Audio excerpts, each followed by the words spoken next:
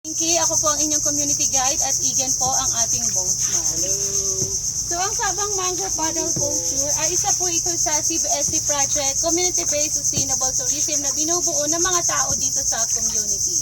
Na magkatimbang at isinulong naman ng Conservation International, Palawan Conservation Corps, and local community o Barangay Kabayugan. Then meron po kaming mga bagong partners, yun po yung United Nations Development Program, European Union, and also Forest Foundation Philippines. So na-establish naman po yung Sabang Mangrove Paddle Boat Tour noong December 4 year 2000. At ang mangrove forest na to ay may lawak naman po na nasa 47.55 hectares. Then ito ay part ng National Park. Din ang National Park naman po ay may lawak na nasa 22,202 hectares. So familiar na po ba kayo sa mangrove tree or bakawan? Salamat po. Yung mga puno na nasa magkabilaan ng ilog, yan po ang mangrove tree or bakawan po ang local name.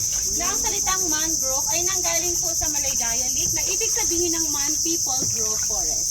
Mangrove, people, forest, dahil ang mga puno ay parang tao na naglalakad. Kaya mangrove, people, forest. Din ang mangrove tree po ay isang uri ng puno na nabubuhay sa brackish water and also purely salt water and tropical water. Yes po, so yung mangrove nabubuhay even purely salt water. So yun po, at ang haba naman ng ilog na to ay nasa 2 kilometers and this is 35 minutes back and forth. At ang lalim naman po ng ilog na to ay nasa 5 hanggang 7 talampakan. So ngayon po ay low tide. Kaya ganito ang kulay ng tubig dahil flashback ng putik sa ilalim yan at galing po sa mga nadicompose sa dahon ng bakawan at puno ng bakawan. Din kapag high tide naman po, almost 1 more meter up pa ang idinadagdag ng level ng tubig. So the black mark in the roots of that mangrove, that is the water level kapag high tide. So kapag high tide, all the way inside, full of water. So ang pangalan naman po ng ilog na to ay Sabang River. Hinango naman po sa pangalan ng lugar na to ng Sabang. At ang tubig naman po sa ilog ay brackish water or wawa. Brackish water po, halo ng tubig, alat at tabang. Meron pong ahas on the right side, 1.5 meters away. Ayan o, ball python, baby. Wait lang. Sure, sige po, stop tayo. Hanggat gusto yung picture. Hindi ko na siya nakita. Ay, natakpan na po kasi mga dahon. Ako siya sa meron pa yan. So, yan po yung baby python. So, yung python po or sawa, ayan po yung pinakamalaking ahas sa Pilipinas dahil lumalaki po na may haba na nasa 30 feet. Pero yung malalaking python po, nasa rainforest sila or mostly inside the karst mountain. Wala sila sa mangrove area. Sa mga baby python lang po yung nandito. Din lumalabas lang po talaga sila kapag tag-ulan. During summer, so wala rin po gaanong python. Then maliban naman po sa python, may ibang species pa po ng ahas. Po? Saan nakita yung python? Ay, yun po ma'am, python po ball yun. Pero python baby, ball python lang. Pero yung malaking python ma'am, doon po yan sila o sa rainforest po. Ganyan sila yung malalaking python. Then, maliban naman po sa python, meron ding ibang ahas pa, katulad ng mangrove snake, or benturan, king cobra po at viper. Pero kadalasan lang po lumalabas yung mga king cobra na yan during summer lang po. Kapag katagulan, so wala po cobra. Saan na lumalabas. Then yun po ang mangrove forest, ito po ang natural habitat ng iba't ibang uri po ng mga wildlife na animal. So hindi lamang ahas, monitor lizard, maging ang mga unggoy, pangolin, then squirrel po, sea otter, at mga ibon. Iba't ibang species po ng mga ibon. Nakatulad na lang po ng kingfisher, ng woodpecker, ng helmina, ng parrot, Palawan hornbill, Palawan eagle, mga sunbird. Pero po, yung the best time talaga for the bird watching, maagang maaga, alas 6 ng umaga. Yung mga ibon po kasi tulog magdamag yan, so maagang nagigising po para maghanap ng pagkain. Ngayon naman po, in the Philippines ay mayroon tayong 40 species ng bakawan, pero dito sa amin ay mayroong 8. Ngunit 4 lamang po yung actual na makikita nyo sa magkabilaan ng ilog. Na yung 4 na yun po yung babae, lalaki, tabigi at busain. Madali nyo naman pong ma-distinguish sa kanilang dahon, bark, at sa kanilang mga root formation. So, tingin na lang po tayo sa kanang bahagi ng ilog. So, ayun po yung dahon na mas maliit at patulis. Yan po yung lalaking bakawan. Male mangrove Rhizopora apiculata po ang scientific name. Then yung babaeng bakawan naman po, yung dahon mas malapad at mas malaki ang dahon ng babaeng bakawan. Alright, sa pora, mukronata naman po, scientific name ng babaeng bakawan. Ayun po, may ahas o sa left side natin. Saan po? Ayun o, mga 2 meters Ayun, oh. away from the water. Pero sea snake yan, diba? Black and yellow stripe po. Ay, oo. Nakauna, busog. Ay, nilaman yung tiyan. Opo, busog po. Busog yung mangrove snake. So cool. Yung kalawang mangrove snake po, or benturan ang kanyang local name, Boyga dendropila po, scientific name. Wala pong poison yan, pero mildly venomous. Yung mangrove snake po, benturan. So mildly venomous po yun. Hindi naman po aggressive, nocturnal na ahas po. So tulog lang po yun whole day. Then, Nakagat ko na. Wala namang anting, hindi ka na. lalagnatin lang po, hindi nakakamatay. Mildly venomous po, kapag sinabing mildly venomous, yung kanyang venom ay sapat lang makapatay para sa kanyang diet. Katulad ng isda. Opo. So yung diet ng binturan is maliliit po na isda. Pagsapit ng dilim, bababa na po sa tubig yan. Manguhuli na ng isda na yan po yung kanyang pagkain. Then bago naman po magliwanag, unti-unti nang babalik po sa puno. Yung mangrove snake. Benturan, bean, venom, run is running. Kaya benturan. Other python po, right side, 1 meter away from the water. Kita niyo po? Hala ako din. Ayun ma'am, oh, naka-brown color lang, nakapulubog Ay, lang ayun siya. siya. Ayun.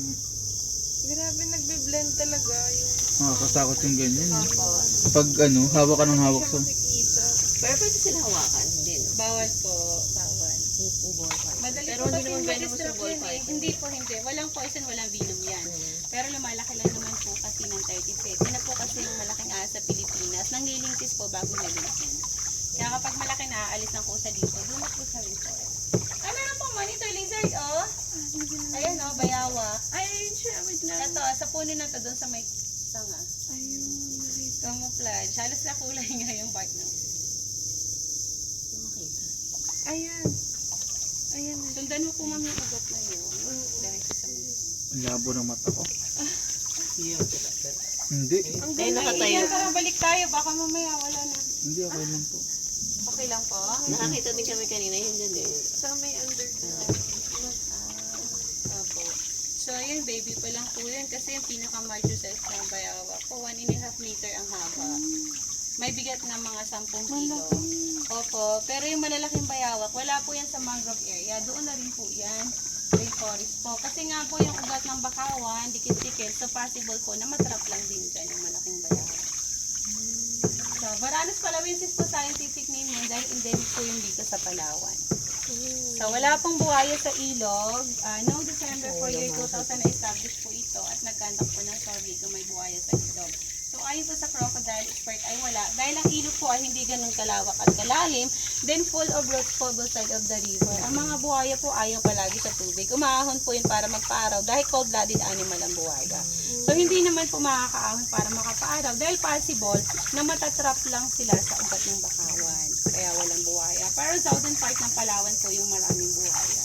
Saltwater crocodile at freshwater crocodile.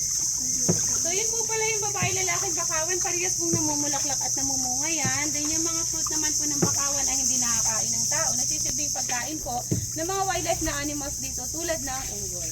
So, minsan po may mga unggoy dito, minsan wala din po. Dahil mga wildlife na animals na sila, wala sila sa cage. So, malaya po sila dito sa forest. At yun na po yung mga century-old growth mangrove tree na ayon naman po sa tree expert, ang estimated na average ay nasa 100 years hanggang 200 years po. So, dito po ang untouchable nature, pati ng National Park at ang National Park naman ay naproklama noong March 26, 1971. At natural na nature po ito, yung mga puno na yan ay hindi tinanim ng tao, kusang tumubo. Kahit yung ilog na to na nadadaanan ng bangka ay natural na po ito na ganito. Another snake po, oh, yung binturan din. Ayun o, nakapulupot lang doon. Nakita niyo po? Ayun. Mangrove snake. Ayun o. Oo nga. Black and yellow. Opo, black and yellow. Hindi ko Then yung makita. mangrove po, Ayun. Black and Ayun. yellow. Hindi Di talaga ako pwede sa ano, yung kakagatin na lang ako, di ko pa nakikita. Nasa harap mo na yung ahas. So, kailangan pala, Igan, pag nagturo ako, dito tayo saglit. Mga 30 seconds lang. Mayabo kasi yung ano ko. Kahit nakasalam na. Ako naman, ang hinahanap ko So, pa. ito po, ito. Sige, meron pang binturan. Ayan, Tatay Tulog lang saglit. sila pag umaga. Opo, tulog lang po. Ayun. Ayan, Ayan, yan.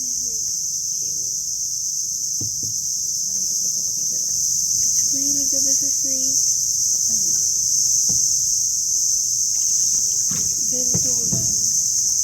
So, yan po yung mangrove tree. Madaling itanim po yan, madaling tumubo, ngunit mabagal pong lumaki. Dahil ang mangrove ay nabibilang sa matigas na klaseng punong kahoy. So, dahil hardwood ang bakawan po, dati pinuputol pa yan para gawing bahay, furniture, inuuling, pinapanggatong, at ginamit din po dati yan sa pamosi ng kuryente. Kaya before in the Philippines po, ay mayroon tayong 500,000 hectares ng mangrove forest.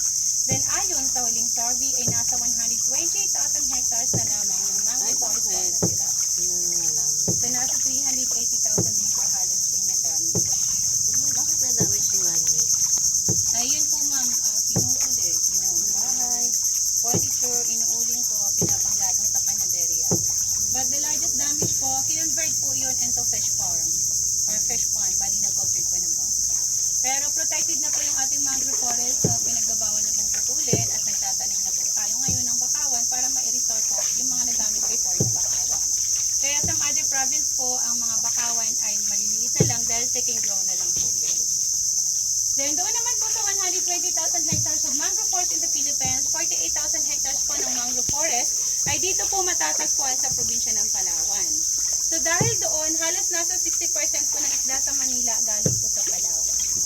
Amazing. Opo. Yung isang hektaryang mangrove forest po kasi na tulad nito ay nakakapag-produce ng isda ng nasa 1.08 tons of fish bawat taon po. So ibig sabihin kapag maraming bakawan, maraming isda. Ang pinaka-main function po kasi ng mangrove area na tulad nito, na yung ilog po na tinutubuan ng bakawan, yun po yung pangunahing pangitlogan ng mga isda. Naayon nga po sa pag-aaral, halos nasa 2/3 ng uri ng isda sa karagatan, pumapasok po sa ganitong ilog para mangitlog dahil safe sila sa predator at walang alon po. Then yung mga mother fish pagkatapos na ng mangitlog, babalik na sa dagat. Yung mga itlog na naiwan, when they hatch, after 4 months, saka babalik po sa dagat. Kaya dito bawal mangisda even the indigenous people. Dahil kadalasan po kasi yung mga isda dito buntis, kung papayagan po mangisda ang mga tao, milong isda po ang mawawala.